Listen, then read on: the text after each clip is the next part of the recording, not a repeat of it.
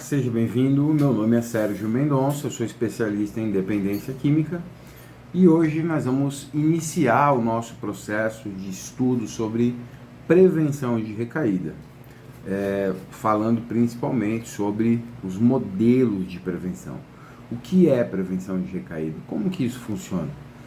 Prevenir recaída é simplesmente prevenir o uso de substâncias? Será que é tão simples assim esse processo? Ou será que é mais abrangente? Então eu vou passar alguns slides aqui para que a gente consiga ter essa percepção do que realmente é um processo de prevenção de recaída. Em primeiro momento, a gente tem que entender que existem modelos de prevenção de recaída, existem formas de prevenir recaída. E o que a gente entende, na verdade, por recaída, né? O indivíduo ele é considerado recaído só quando ele usa a substância? Ou será que a recaída ela tem um significado mais abrangente? A gente pode entender a recaída de outras maneiras. Partindo desse princípio, a gente primeiro precisa conhecer as drogas, né? Então a gente precisa conhecer as substâncias, que é a aula número 1, conhecendo as drogas e explicando as suas consequências. Então aqui a gente teria um breve resumo, quais são as drogas e qual o conceito, conhecer os conceitos e significados sobre as drogas, e suas causas e efeitos no organismo é de suma importância para a prevenção quanto ao uso delas, pois a prevenção é melhor do que a remediação. Aqui a gente tem esse grande problema aqui, né, de entender que prevenir é melhor do que remediar. Inclusive é um dito popular que eu gosto bastante aqui, inclusive, né? Remediar sempre vai ser um processo mais trabalhoso. Então a gente tem que entender agora os conceitos de prevenção, né? A gente tem que entender aqui os conceitos de prevenção, o que é uma prevenção de recaída, o que nós podemos entender por prevenção de recaída, o que verdadeiramente significa esse negócio que a gente ouve tanta gente falando por aí. A prevenção é uma forma de evitarmos que algo aconteça, ou seja, chegar antes para precaver algum dano. É o ato de prever, de antecipar atitudes, evitando que algo de ruim se faça real. Quantos de nós já pensamos, se eu tivesse feito antes daquela maneira, talvez isso não teria acontecido? No âmbito das drogas, as ações de prevenção devem atuar sobre fatores que predispõem ao uso ou abuso de drogas. Diante das necessidades da sociedade, o conceito de prevenção se ampliou ao ponto de ser colocado dentro do conceito de promoção de saúde. Conceito de drogas, isso é uma coisa muito importante da gente olhar, observar, porque se a gente parar para olhar o conceito, como a gente vai ver nesse texto agora, drogas são substâncias usadas pelas pessoas que alteram o grau de consciência, mudando sensações, percepções e emoções. Ponto.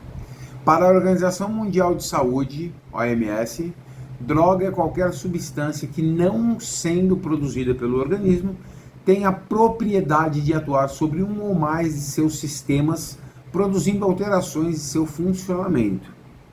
Então esse é um conceito de droga. Acontece que é só isso, são só substâncias exógenas que causam problemas no indivíduo. Qual a relação que existe, por exemplo, dos neurotransmissores com essas substâncias que nós conhecemos como cocaína, crack, maconha, lança-perfume e essas diversas substâncias que a gente já sabe que existem por aí?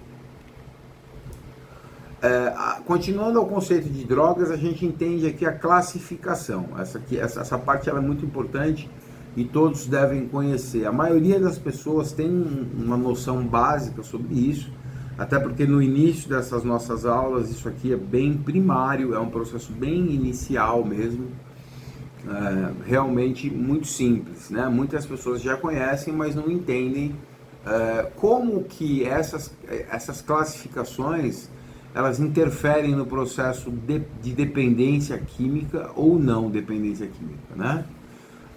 As classificações elas se baseiam nas ações apresentadas das drogas sobre o sistema nervoso central.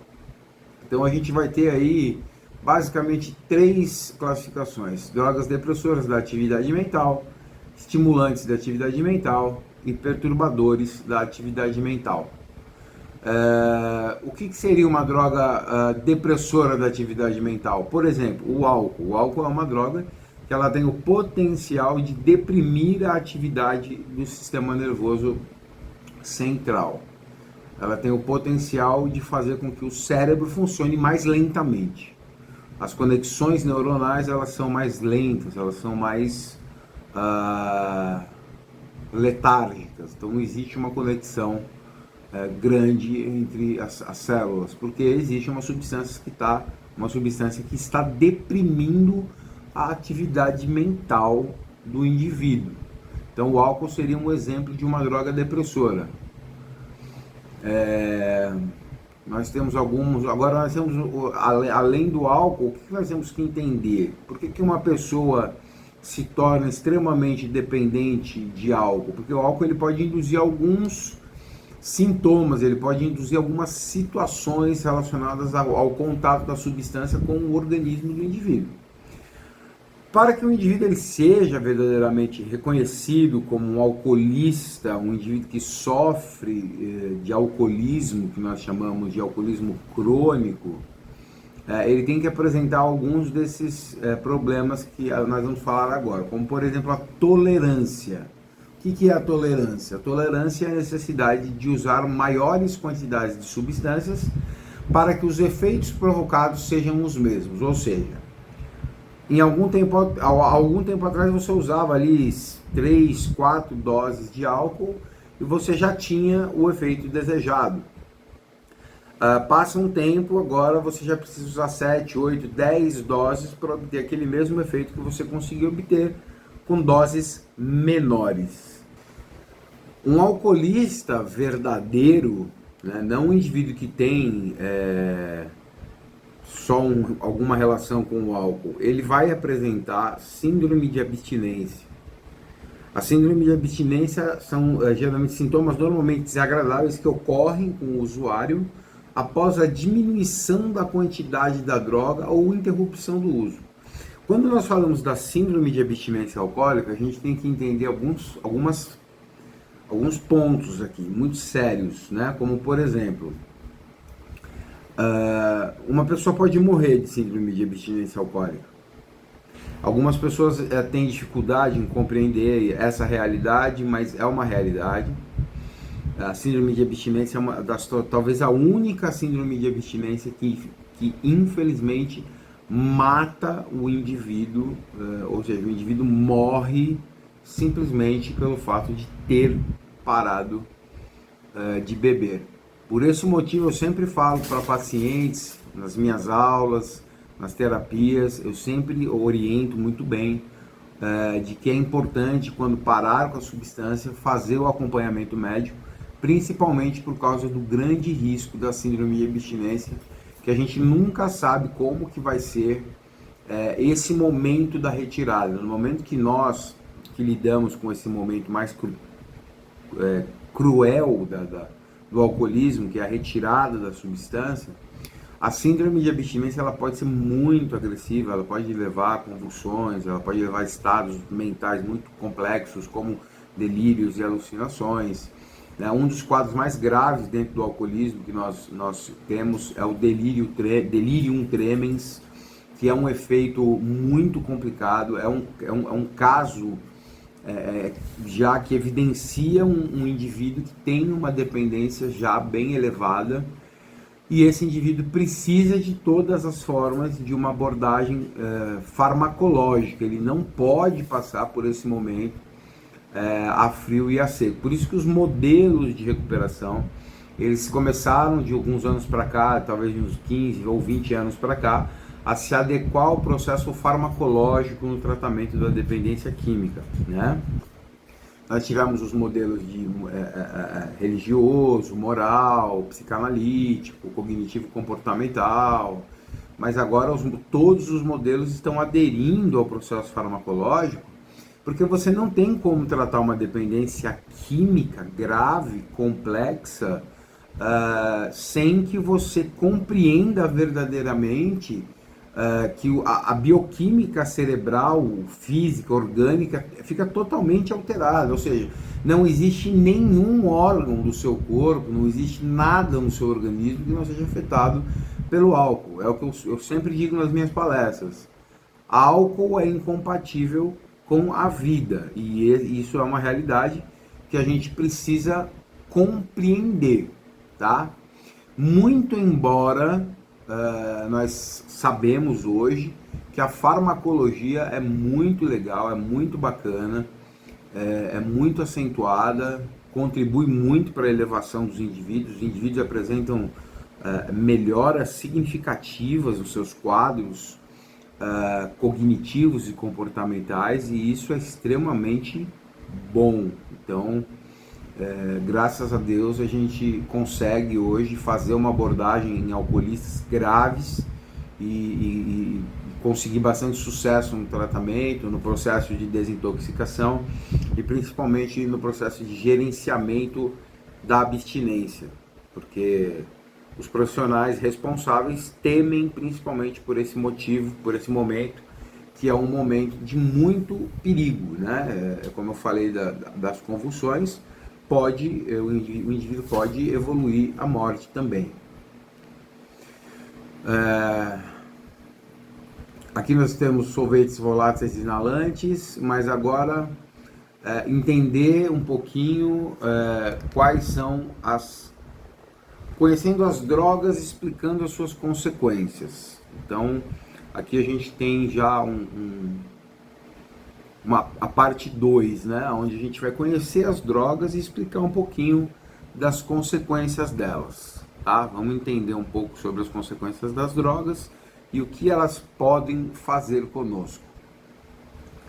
As drogas estimulantes das atividades mentais são drogas capazes de aumentar a atividade de determinados sistemas neuronais, os sítios neurológicos, né? Trazendo como consequências um estado de alerta exagerado, a insônia e a aceleração dos processos psíquicos, como por exemplo as anfetaminas, né? Então, anfetaminas são substâncias sintéticas, ou seja, completamente feitas, produzidas, criadas em laboratório. Os efeitos causados por anfetaminas, anfetaminas também vai ver a sigla MDMA ou MDA, que é o metileno dioximetanfetamina, ou o MDA, que é o metileno dioxianfetamina. Então, os efeitos causados pelas anfetaminas são diminuição do sono e do apetite, por isso que muitas pessoas tomam essas substâncias principalmente para perder peso, rapidez na fala, um processo de aceleração psicomotora, né, que a gente chama, a pessoa fala rápido, a pessoa não pisca, a pessoa fica extremamente ligada, energizada, parece que está verdadeiramente no 220, né? A pessoa fala, uma pessoa normal fala 15 palavras, 10 palavras por minuto, quando está sob o efeito de anfetamina, ela fala 100 palavras por minuto. Diminuição da fadiga, as anfetaminas, assim como a cafeína, elas bloqueiam os canais de fadiga, então você não sente o cansaço. Dilatação de pupila, taquicardia, hipertensão arterial. Em usos clínicos, as anfetaminas são usadas como moderadores de apetite, no caso de regimes de emagrecimento. Embora sejam muito perigosas, elas têm efeitos, elas têm indicações médicas e farmacológicas com comprovação, com eficácia comprovada. Com doses tóxicas, o indivíduo tende a ficar mais irritado, agressivo, passa a ter delírios persecutórios, alucinações e pode ter convulsões também. Um outro exemplo de uma substância estimulante é a cocaína. Não importa qual seja a forma de cocaína, a gente tem formas de cocaína.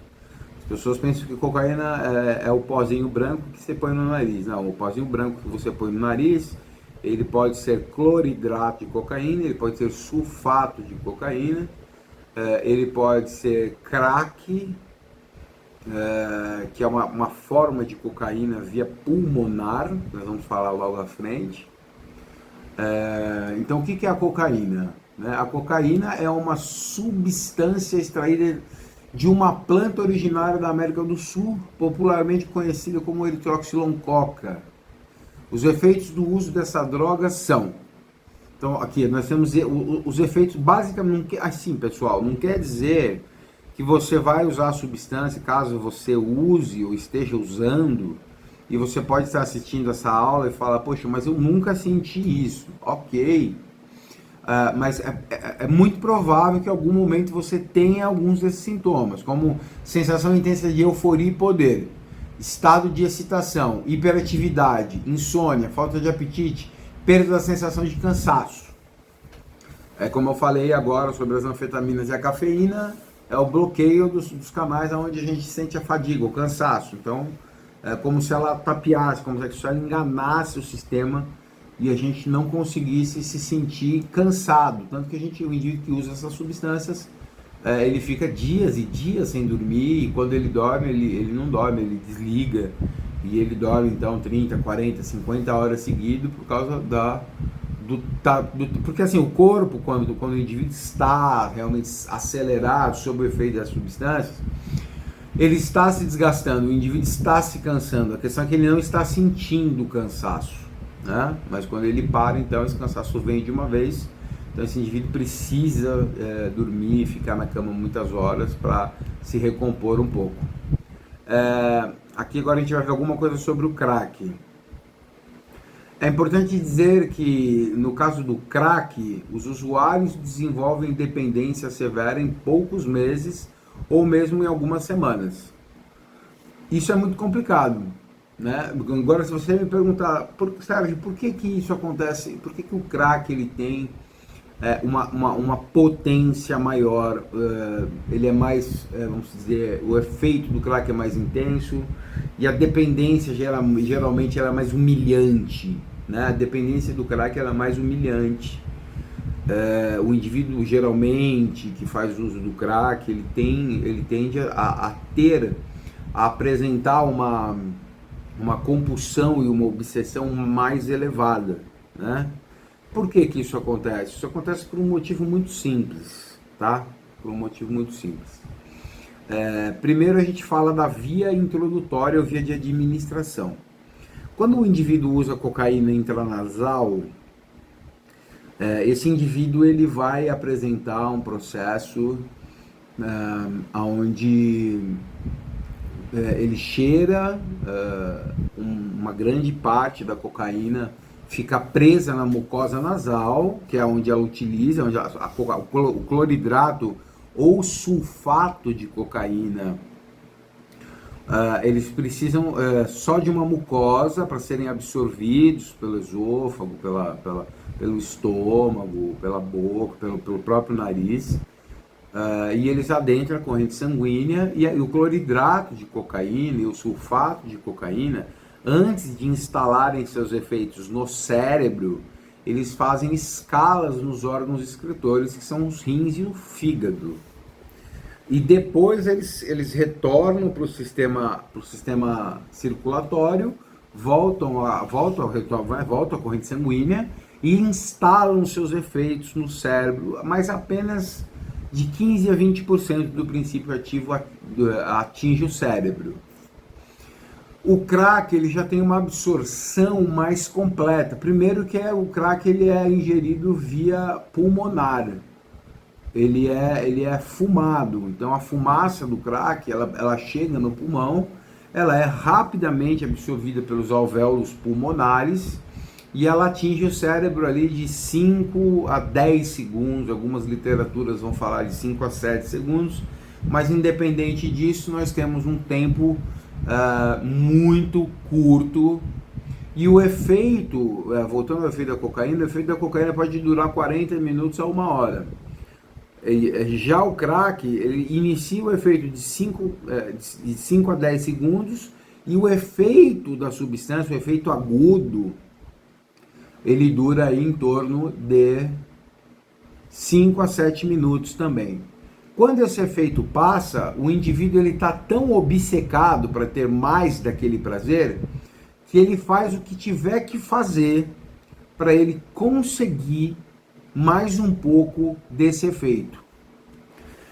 E quando esse indivíduo começa esse processo de violação, fica bem complexo a situação, né? Porque no uso do crack, o indivíduo ele está sentindo um prazer enorme, indescritível. Geralmente, quando eu estou dando uma aula, estou dando uma palestra, algum cliente me pergunta como é o efeito, né? O efeito ele é inexplicável. Ele é inexplicável, realmente inexplicável. E aí algumas pessoas ficam até curiosas, né? E perguntam, como você sabe? Porque eu sou dependente químico também, eu usei substâncias há muitos anos atrás.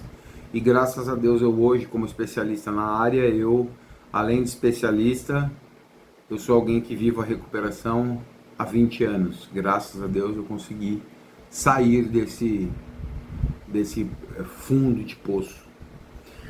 Então a gente tem que entender isso aqui. Importante dizer que no caso do crack, os usuários desenvolvem dependência severa em poucos meses ou mesmo algumas semanas. Também existem evidências de que o uso dessa substância seja um fator de risco para o desenvolvimento de infartos do miocárdio, acidentes vasculares cerebrais em indivíduos relativamente jovens. Então, o Dante Pazanese,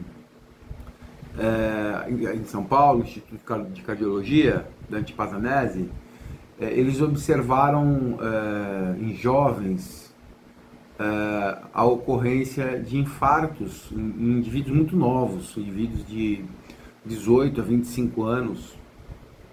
E é importante dentro desse contexto, como a gente está falando de um modo geral, a dependência química de um modo geral, por enquanto, o que acontece? Quando o indivíduo usa cocaína de um derivado, ou crack, ou merla, ou óxio, o que for, qual que é o grande problema aí? O problema é que o fígado, ele sintetiza, quando o indivíduo bebe álcool e quando o indivíduo usa cocaína ou crack, o fígado sintetiza uma terceira molécula muito tóxica, chamada cocaetileno. O cocaetileno é uma substância extremamente nociva, principalmente para o coração, para o sistema cardiovascular inteiro, em geral. Então os médicos entenderam isso, entenderam que é o cocaetileno o grande responsável por problemas cardiológicos que muitos jovens vinham apresentando, né? Então eu sempre falo, a caráter de informação, não misture substâncias. Sempre que você misturar substâncias, você estará piorando o seu contexto de uso, você estará piorando a sua condição de uso de substâncias. O seu uso vai ser mais grave se você estiver misturando e, consequentemente, você se coloca em maiores riscos, ok? Agora a gente vai dar só uma rabiscada aqui sobre maconha. Vamos falar aqui drogas perturbadoras do sistema nervoso central. São as drogas perturbadoras. E a gente vai falar rapidamente aqui sobre a maconha. Nesse grupo existem substâncias cujo efeito principal é provocar alterações no funcionamento cerebral, resultando em fenômenos psíquicos anormais, com destaques para os delírios e alucinações. Aqui é importante a gente entender delírio e alucinação, tá? Muitas pessoas falam, o cara está delirando, o cara está alucinado. A gente tem que entender que são duas situações diferentes, tão relacionadas à atividade dopaminérgica, sim. A sensibilidade dos receptores dopaminérgicos, pode ser. Há uma atividade dopaminérgica exacerbada durante o efeito de uma droga? Também. Mas o que a gente tem que entender é que delírio é um distanciamento da realidade. O delírio ele é uma alteração na sensopercepção, é uma alteração na forma como o indivíduo enxerga a realidade. Ele apresenta, existem diversos tipos de delírios, por exemplo, delírio religioso, delírio grandioso, delírio erotomaníaco, enfim, delírio de perseguição, delírio de superpoderes, diversos delírios que eles estão relacionados à sensopercepção, como por exemplo o indivíduo que chega no consultório falando que para tomar cuidado com o que nós vamos falar, porque ele tem um chip nos dentes, que durante uma obturação, durante uma restauração que ele foi fazer no dente, na verdade foi colocado um chip, então ele acredita nisso. Então o delírio é uma alteração na sensopercepção. Já a alucinação sempre estará relacionada à alteração de algum dos nossos 5 sentidos, né? Então a gente vai ter alteração na visão, na audição, no paladar, no olfato ou no tato. Quando a gente fala de uso de maconha, devido à presença do tetrahidrocannabinol na substância, que é uma substância psicotizante, então na maconha nós temos 2 substâncias que se sobressaem. Essas substâncias que se sobressaem é o tetrahidrocannabinol e o canabidiol. E é até interessante quando a gente está estudando maconha, porque você tem o THC, que é um psicotizante, é uma substância com alto potencial de psicotizar o sistema nervoso central, e a gente tem o canabidiol, que é um antipsicótico, na mesma planta. Então, alguns teóricos eles entendem o que? Se você criar linhagens de maconha para aquele paciente que tem uma predisposição mais elevada sobre doenças psiquiátricas, com mais canabidiol e menos THC, esse indivíduo vai ter benefícios. Acontece que uma substância com menos THC não vai dar o prazer que o indivíduo quer, então o indivíduo ele vai buscar uma substância sempre que tenha maior concentração de THC. E para os indivíduos que gostam de falar, né, a gente vê que muitos profissionais falam isso, e eu não sou um profissional contra essa ideia, eu também acredito que as pessoas devem ser protegidas do uso de substâncias. Se você não usa nenhuma substância, não use, nunca use, você não precisa de substâncias para nada. Mas é necessário você entender algumas questões. Então, muitas pessoas falam que maconha mata neurônio, causa esquizofrenia, deixa o indivíduo, né, com problemas cognitivos graves, mas nós temos que entender esses contextos. Então, para quem é perigoso, qual o grupo de risco, quem tem que ser protegido? Em primeiro lugar, os grupos de risco, jovens, né, jovens adolescentes, antes dos menos de 15 anos ali, dos 15 aos 25 anos tem que ser protegido, né, até os 25 anos tem que ser protegido do uso de maconha, porque o cérebro está em formação e isso pode ser muito perigoso. Quem começou a usar maconha antes dos 15, antes dos 13, aí essa pessoa ela pode ter alguns desajustes, algumas alterações cognitivas devido ao uso da substância, sem sombra de dúvida, da maconha. Pacientes que têm um histórico familiar de doenças mentais, doenças psiquiátricas, esquizofrenia, bipolaridade, transtornos como de ansiedade generalizada, pânico, e indivíduos também que sofrem de depressão, né, enfim, crises amotivacionais, até porque depois de um tempo usando essas substâncias você pode apresentar esse quadro. Então a maconha ela pode ser fumada, ela pode ser comida, né, ingerida. Uma das diversas substâncias produzidas pela planta, o tetrahidrocannabinol, principal responsável pelos efeitos psíquicos. Para melhor entendermos o que vem a ser os efeitos psíquicos, faz-se necessário explicar que esses podem ser classificados como efeitos psíquicos agudos, que são aqueles que você sente exatamente no momento em que você está usando, efeitos psíquicos crônicos, que são efeitos que vêm depois, efeitos físicos agudos e efeitos físicos crônicos, conforme veremos a seguir. Efeitos psíquicos agudos, o que a gente entende por efeitos psíquicos agudos? São efeitos psíquicos que eles variam muito e eles podem apresentar no usuário sensação de bem-estar, calma, relaxamento, menor fadiga, hilariedade, né, risadas sem motivo. Porém, em alguns casos, pode ocorrer angústia, atordoamento, ansiedade generalizada, medo de perder o autocontrole, apresentar tremor e sudorese e também prejuízos de memória e de atenção. E essas são realidades, são declínios cognitivos que os usuários de maconha eles podem apresentar. Mas a gente não pode falar também que maconha mata neurônio. Não, a maconha ela altera a qualidade do funcionamento do neurônio. Os neurônios eles funcionam menos, né? Mas ela não mata, ela não tem o potencial de matar o neurônio. Tá? O neurônio ele funciona menos, com uma energia menor. É como se caísse uma fase, né? Sabe a sua casa, quando cai uma fase ali, a luz fica meia luz, mas continua acesa? A maconha faz isso nos neurônios, diminui a fase ali, cai uma fase, o indivíduo ele fica letárgico, preguiçoso, com dificuldade de memória, aprendizado, memorização, e não sente vontade de fazer nada, perde o interesse pelas coisas, perde a vitalidade. Então esses são efeitos mais crônicos da maconha. Efeitos agudos, muitas vezes eles podem, os efeitos agudos, ele pode ser um momento bom, que isso vai elevar o indivíduo a um processo de dependência de maconha, ou ele pode ser um efeito muito ruim, como o síndrome de transtorno de pânico, ansiedade generalizada, e por causa do medo que o indivíduo vai pegar por essa experiência, esse indivíduo não fazer mais o uso da maconha. Os efeitos físicos, geralmente, da maconha, a gente tem alguns exemplos aqui, como, por exemplo, olhos ficam avermelhados, diminuição da produção de saliva, a boca seca, né?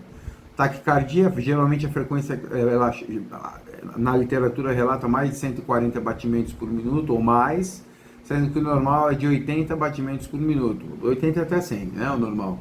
Efeitos físicos crônicos ocorrem com frequência, problemas respiratórios, a diminuição de 50% a 60% da produção de hormônio de testosterona nos homens, podendo haver infertilidade. Então, você fuma maconha, você pode ficar infértil, isso é uma realidade, né? Isso infelizmente pode acontecer nos indivíduos que têm um relacionamento com a substância química.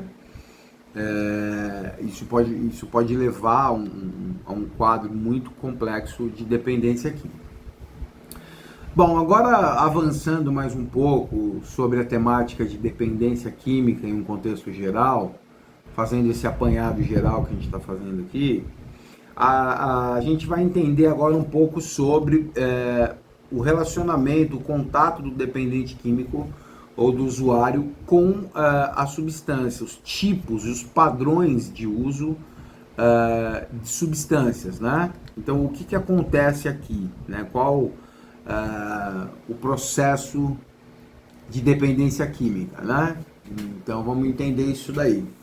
O conceito de síndrome de dependência como um importante passo para as abordagens atuais.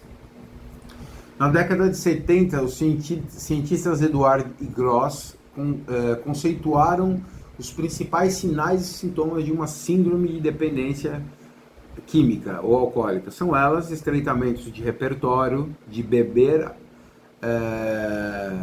saliência de comportamento de busca pela substância, alívio de sintomas de abstinência. Então, aqui o que acontece? No estreitamento de repertório, que é o primeiro item que a gente vê aqui, a gente entende que o indivíduo ele vai entrando em crises. Essas crises elas podem geralmente ser emocionais, e esse indivíduo então ele apresenta um estreitamento de repertório até que a única forma que ele entende que ele pode enfrentar a sua dependência, a sua vida, melhor dizendo, é através do uso de álcool. Só que conforme ele vai vivendo e lidando com a realidade, os seus repertórios de enfrentamento vão ficando cada vez mais escassos, até que ele utiliza o álcool como uma forma de enfrentamento de situações indesejadas. Ao ponto de que, baseado nesse estreitamento de repertório, esse indivíduo passa a ter um comportamento de busca pela substância, seja álcool, cocaína, crack, maconha, o que for. A gente chama isso de saliência de comportamento de busca. Então, o indivíduo ele passa a criar possibilidades, momentos, para que ele consiga buscar a substância. Isso é muito complexo também de falar, porque nesse momento o indivíduo ele viola, ele falta no trabalho, ele chega atrasado, ele demora, se atrasa 20 minutos, meia hora para voltar do horário de almoço. E nesse momento de saliência de comportamento, que muitas vezes a família começa a perceber que tem alguma coisa errada com esse indivíduo. Esse indivíduo está apresentando um processo complexo. Então, partindo dessa percepção, com esse conceito de síndrome, a gente entende essa saliência comportamental, comportamento de busca pelo álcool. O indivíduo passa gradualmente a planejar o seu dia a dia em função da bebida. Por exemplo, como conseguir ir aonde consumir a bebida e deixando de lado outras atividades. Então ele começa aqui a abandonar suas responsabilidades, ele começa a negligenciar com as suas responsabilidades. Isso é um grande problema. E a gente passa a ter uma observação mais complexa da dependência química, principalmente no último fator aqui, onde a gente vê, onde o indivíduo ele faz o quê? O que acontece aqui? O indivíduo ele usa a substância para buscar o alívio de sintomas de abstinência ao aumentar o consumo. Então, esse indivíduo ele faz uma coisa muito perigosa aqui. Ele passa a ingerir mais substâncias para aliviar os sintomas de abstinência, até que chega um momento em que ele já não usa droga para buscar prazer, mas ele usa substâncias para não passar pelo desprazer da ausência da droga, pela falta da droga. Então ele se droga para não ter o desprazer da falta. Mas ele já está tolerante ao álcool e a outras drogas, ele não desenvolve sintomas de abstinência, porque não reduz e até aumenta o consumo da bebida. Então ele não apresenta abstinência, e por quê? Então quando ele tem a primeira tentativa, esse indivíduo ele se sente terrivelmente mal. Então o que esse indivíduo faz? Ele ele usa a substância, realmente ele tem um alívio, e a partir do momento que ele tem esse alívio, ele passa a atribuir um bem-estar ao uso das substâncias, e se ele não usar a substância ele se sente muito mal, então ele deleta a possibilidade de parar com a droga, e então ele vai tentar usar controladamente, vai tentar usar só 2, 3 doses por dia, ou 2, 3 doses por semana, ele vai barganhar, vai prometer um monte de coisa para a família para que ninguém mexa no uso dele. Nesse momento, entre as questões comportamentais, onde ele vai acionar mecanismos de defesa, desvio de caráter, com o intuito de proteger o seu uso de substâncias, infelizmente. Alguns outros critérios, alguns conceitos, tá? Muito importantes, né? Conceito de síndrome de dependência alcoólica e química, como importante passo para as abordagens atuais. Sensação subjetiva da necessidade de beber. O indivíduo percebe que perdeu o controle. Ele sente um desejo incontrolável e compulsivo de beber. Então esse indivíduo ele já não pensa mais na família, ele já não pensa mais nos filhos, ele já não pensa mais no emprego, na formação, nas ambições, nas metas, nos sonhos, nos objetivos, por causa do senso, a sensação subjetiva de necessidade. Existe mesmo? Não existe, mas assim os sintomas de abstinência são muito intensos. Então o indivíduo que bebe, ele passa por um episódio muito complexo de gerenciar, que é a síndrome de abstinência, é muito complicado mesmo.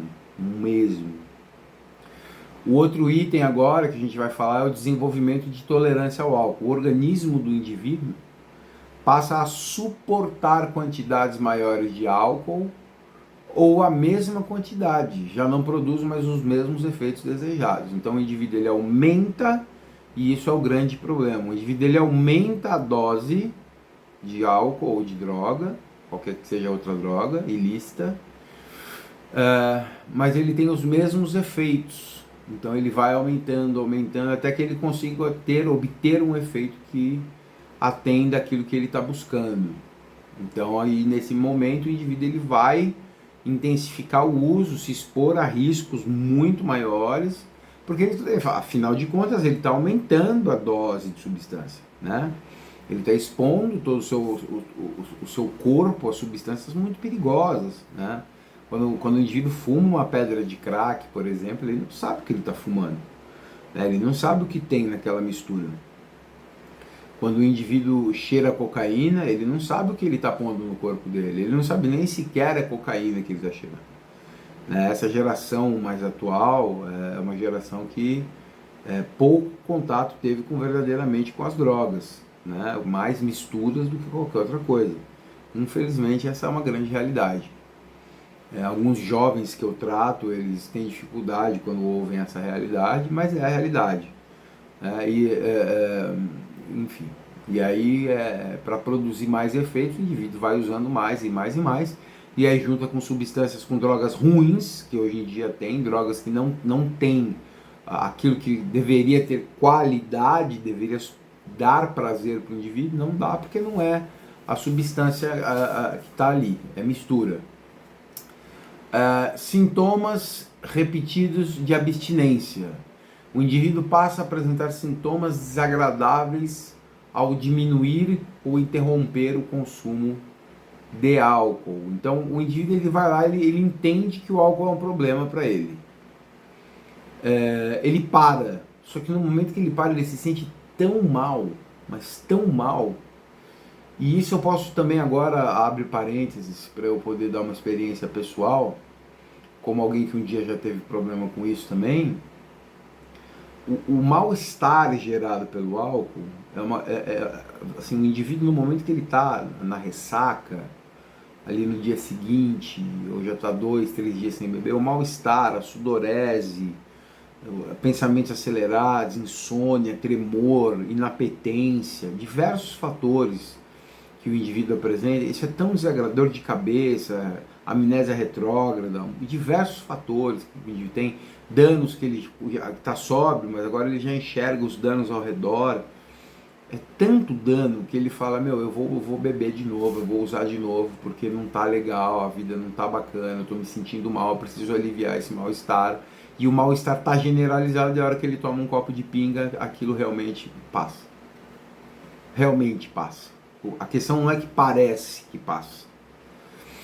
A questão é que realmente o alívio vem. E isso é um grande problema. O grande problema é que verdadeiramente o alívio ele acontece. Isso é muito complicado. Mas verdadeiramente acontece o alívio. Quando a gente está lidando com dependentes químicos, né? Se você é familiar, se você é mãe, pai, esposa, filho, filha, irmão, você é profissional da área também, e alguns profissionais têm dificuldade de entender isso aqui, uso de drogas, abuso de drogas e outros padrões que nós vamos falar. Então isso aqui nós chamamos de padrões de uso de substâncias, ou seja, existem padrões de uso de substância. Não é mais uma coisa onde nós simplesmente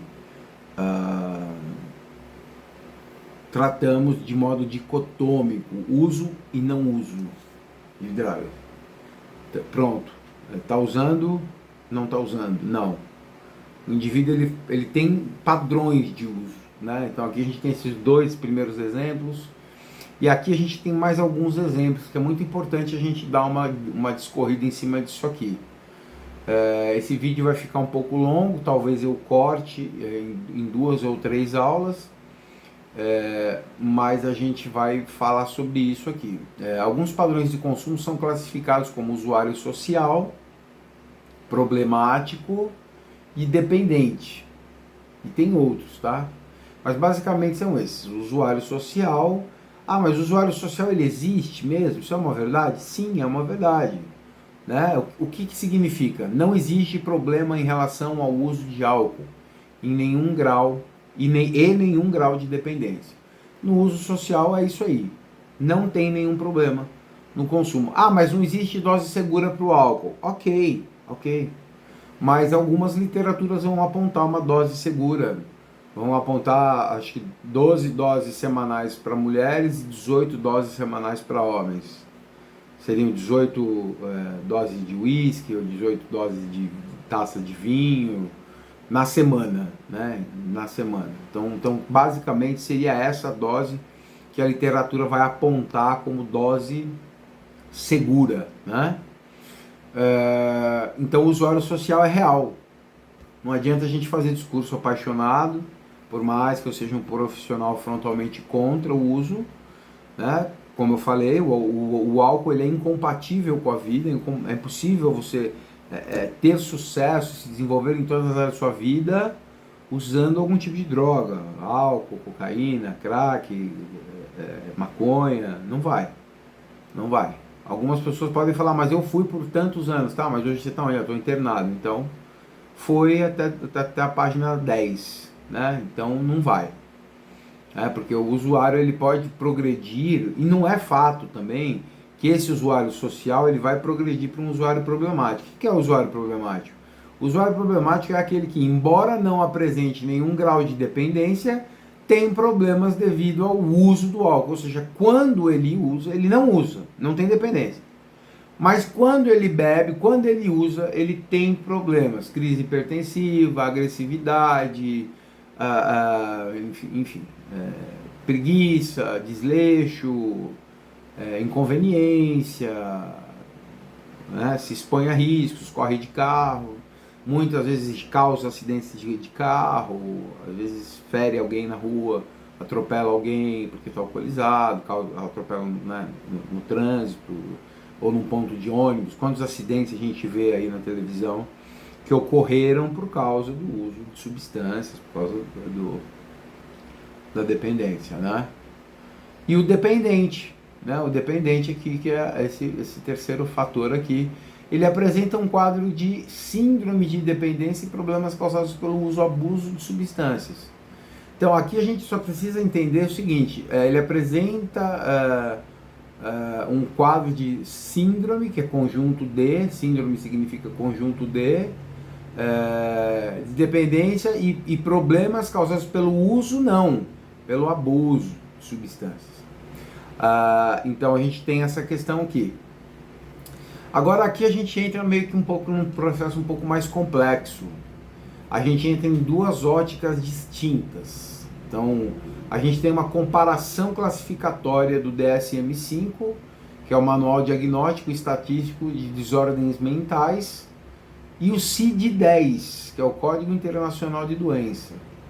O DSM-5, que ele é do Instituto Americano de Psiquiatria, e o CID-10, que é da Organização Mundial de Saúde. A maioria dos profissionais, basicamente, eles trabalham com o DSM-5. Então, o que o DSM-5 entende como critério diagnóstico para dependência química? Padrão mal adaptativo de uso, levando a prejuízos ou sofrimento clinicamente significativos, manifestados por 3 ou mais dos seguintes critérios: tolerância, abstinência, substância frequentemente consumida em maiores quantidades, desejo persistente, muito tempo gasto na obtenção e consumo, abandono de importantes atividades. O uso continua, apesar de consequências de se ter um problema, ocorrem a qualquer momento no mesmo período de 12 meses. E tudo isso acontece em 12 meses, tá? Apesar de todos esses indivíduos, desses fatores, o indivíduo ele vai apresentar esses sinais. Então esses são os critérios basicamente utilizados pelo DSM-5 para fazer a gente entender o que é a dependência química. Então o DSM-5 entende isso aqui. Então o que é a dependência química? Quais são os critérios aqui? Então a gente vai ter tolerância, abstinência, consumo de substâncias em maiores quantidades, desejo persistente, muito tempo gasto para consumir a substância, abandono de importantes atividades, e o uso continua, apesar da consciência de ter graves problemas na sua vida, né? Apesar disso, o indivíduo continua usando. Já o CID-10, ele faz agora uma ótica bem legal também, eu acho bem bacana. O CID-10 entende o seguinte, que a comparação entre os critérios é bem legal, as duas fazem total sentido para mim. Eu não descarto nenhuma das duas e nem tenho predileção por nenhuma das duas. A DSM-5 é mais usada, apenas isso. Mas a CID-10 ela vai falar assim, 3 ou mais das seguintes manifestações: forte desejo ou compulsão, comprometimento da capacidade de controlar o início do uso, né? Estado fisiológico de abstinência, uso de outras drogas similares para aliviar os sintomas, evidência de tolerância aos efeitos, preocupação com o uso persistente, ocorre conjuntamente por pelo menos um mês, ou se persistirem por períodos menores que um mês, devem ter ocorrido juntas de forma repetida em um período de 12 meses. Então o CID-10 tem essa ótica. Abstinência de drogas, forte desejo, compulsão, o comprometimento da capacidade de controlar o início do uso, estado fisiológico de abstinência. O indivíduo ele apresenta graves quadros de abstinência e ainda assim permanece usando substância, e isso é um problema muito, muito, muito elevado, um problema muito grande. E a dependência química, então, ela se apresenta dessa forma. A gente tem que entender que as drogas, elas de todas as formas, ela vai causar danos aos familiares, ela vai causar danos às famílias, ela vai causar danos nas suas amizades, ela vai causar danos no seu trabalho, nas suas formações, nos seus estudos. Então, por esse motivo que é importante manter a sobriedade a qualquer preço, né? A gente entender agora critérios como esse aqui, que é a tolerância, né? Então vamos entender um pouco. Cada dia que passa, o indivíduo tende a aumentar a dose da droga para satisfazer os efeitos desejados. E aquilo que começou para se conseguir um simples bem-estar passageiro, torna-se rapidamente o fundo do poço. Para o usuário, ou seja, a dependência, a droga passa a ser usada em doses progressivamente maiores para produzir tal efeito. É quando o indivíduo passa a se adaptar de tal forma à substância, fazendo com que as células nervosas sintam a falta da droga. É aqui que acontece a segunda alteração física, a síndrome de abstinência. Então, olha que legal, sabe? Fazendo com que o aumento do uso é tão grande que as células nervosas sentem a falta da droga quando ela é retirada. Então aqui tem um risco, que aí a gente tem o problema da síndrome de abstinência. Como eu falei, ela pode levar a óbito. E quando a gente fala de síndrome de abstinência, a gente tem que entender o seguinte, vamos lá, vamos ter uma percepção bem honesta sobre isso aqui. Síndrome de abstinência é algo muito teórico, a gente não pode de modo algum ficar criando o cavalo de batalha e não, você está com abstinência, não, isso é abstinência demorada, não, isso é abstinência, não. A gente tem que entender o fato da abstinência aguda, da abstinência imediata, aquele momento que faz 2, 3 horas que você parou de usar, é um estado de abstinência chamado agudo, e o outro estado que é aquele que você está 20, 30, 40, 50 horas sem usar, você apresenta outro padrão de abstinência. Cada droga e cada indivíduo pode produzir sensações diferentes neste momento de síndrome de abstinência, podendo se retirar por completo ou apenas diminuir a quantidade da droga. Na abstinência, o usuário pode apresentar nervosismo, irritabilidade, tremor, desconcentração, sensações ilusórias de fraqueza, cansaço, por vezes, e não é raro, acontecerem durante a síndrome de abstinência, acontecerem episódios de autoextermínio. Ok? Infelizmente isso é uma grande realidade. Na dependência química, ao contrário do uso social, o indivíduo ele vai apresentar problemas sociais. O dependente químico ele vai apresentar problemas sociais, o que o principal indicador de que a droga está presente na vida de um indivíduo é a mudança negativa na sua relação com a família, com a escola, com o trabalho. As rotinas começam a sofrer significativas alterações, como ausência nas aulas, problemas disciplinares, desinteresse por determinadas atividades, e em algumas situações a droga, no início, é usada positivamente, entre aspas, pois com o uso da mesma a pessoa se estimula e melhora seu desempenho. Porém, este suposto efeito positivo, entre aspas, com o tempo cede à tolerância, ou seja, doses cada vez maiores são necessárias, e o que antes servia para a melhora do desempenho vira motivo de demissão ou expulsão escolar. Então é bem complicado essa questão. Então aqui a gente vê uma família, né? Aqui eu coloquei uma família, né? Pra gente, quando a família é muito feliz, mas quando as drogas entram, acontece aí uma grande destruição no âmbito familiar, né? No meio, no campo da família, né, pessoal? Então a gente vai parar aqui na aula número 6, porque senão o vídeo vai ficar muito longo, e deixar muito claro para vocês que é muito importante entender esses conceitos que eu estou passando aqui. Eu tenho mais de 600 aulas para dar aqui, então o trabalho que a gente vai fazer aqui vai ser muito grande. Se você gostou desse conteúdo, se inscreve aqui, me segue nas redes sociais, curta, comente, compartilhe nos vídeos, deixe suas perguntas, me dê sugestões de aulas que você gostaria, temas que vocês gostariam de ouvir, pode sobre psicopatologia, uma droga específica, que aí vão acabar sendo vídeos mais curtos, mas bem explicativos, para a gente conseguir fazer com que as famílias hoje, não só os dependentes, mas as famílias também tenham um apoio.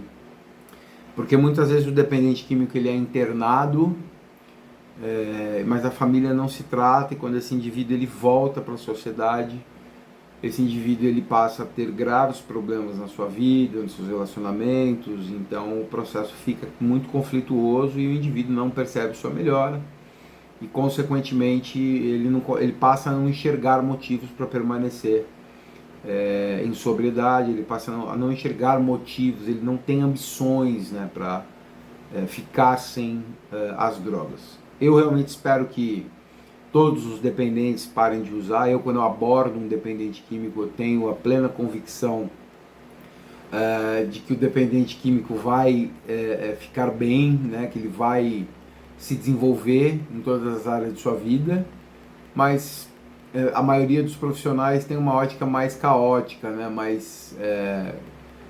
menos otimista, né? Então isso acaba sendo um problema aí generalizado, né? Onde a gente tem aí um processo bastante doloroso. Mas é o que eu sempre costumo dizer, é possível se recuperar, é possível entrar em recuperação, é possível viver bem, é possível voltar a ser funcional, é possível restabelecer uma vida espiritual, um bom contato com Deus, um bom relacionamento com seus familiares, um bom relacionamento com seus filhos, né? A sua esposa voltar a ter interesse, admiração, zelo e cuidados com você. Então tudo isso é extremamente possível. Muitas vezes a gente acredita que não, né? A gente muitas vezes desenvolve crenças um tanto quanto doentias acerca do fato de que não é possível melhorar, porque muitas vezes a gente ouve essa mensagem vinda por parte de profissionais, né? Depois que começa no crack, nunca mais para, o alcoolista nunca mais para. Sim, existem casos realmente que nós sabemos que são pessoas que talvez não se recuperem completamente, nunca mais. Principalmente pacientes que já apresentam danos cognitivos acentuados. Mas uma grande parte, ou a maioria dos indivíduos, é capaz de se recuperar desde que passe por um tratamento honesto, digno, didático, espiritual, cuidadoso, médico, né? Não é só na base do empirismo, né? Pode-se utilizar as modalidades empíricas como 12 passos, por exemplo, são importantes, os grupos anônimos, mas não é só isso, tem que haver tem que ter a presença de um especialista, de um expert no assunto, uma pessoa que estudou o assunto, que é especialista no assunto, para poder direcionar o dependente, para poder direcionar a sua família, para que realmente tudo possa caminhar da melhor forma possível, tá? Então essa foi a nossa primeira aula de dependência química em um contexto geral. Eu espero que vocês possam curtir muito, façam anotações, postem as suas dúvidas nos comentários, que vai ser um prazer responder para todos vocês. Que Deus abençoe e um grande beijo no coração de cada um de vocês. Até a próxima aula.